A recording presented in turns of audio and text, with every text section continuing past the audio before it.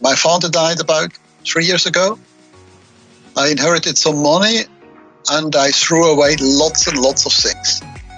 Books, souvenirs, all sorts of things. And I felt this can't be, you die and everything stops. So I felt there's a need to do some work which keeps going on, or which carries on its own. So then I've been looking around, and I remember that I was still a member of Basaid. I got to reports once a year or twice a year, I can't recall. And I contacted Mara and said, look, I would like to contribute somehow. And this is how I got involved.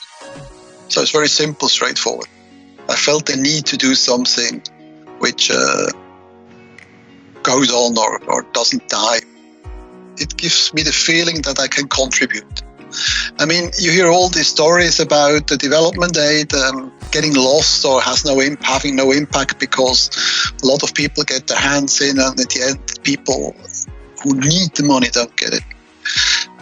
But I don't think that's an excuse for doing nothing, because if you do nothing, then nothing will arrive. So if you do something, something may arrive, and I think we should focus on that.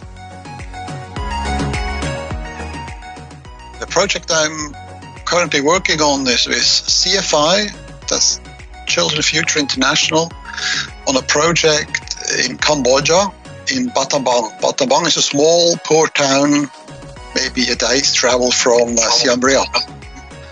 The project focuses on school support for children. The school officially is free of charge in Cambodia.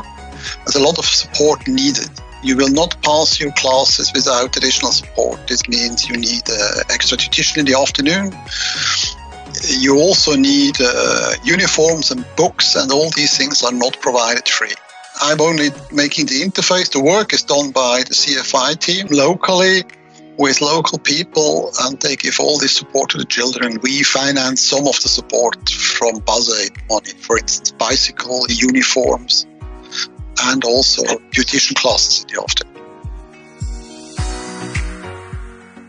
What I say to my colleagues, and I'll try to talk to them sometimes who are not member of Basaid, I say, look, if you want to do something, join Basaid, because it's small, you know the people and you know your projects.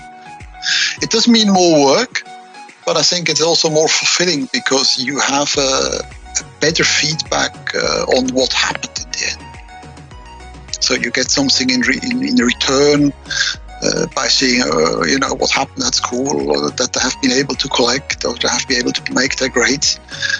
And that's more personal than you get on the big organizations where you also get these letters, but they're all very standardized. They're not so personal as we have to contact to our small partners in the countries. We can't change the world, but we can change locally small things. And I think we should focus on the things we can change and forget about the ones we can't change.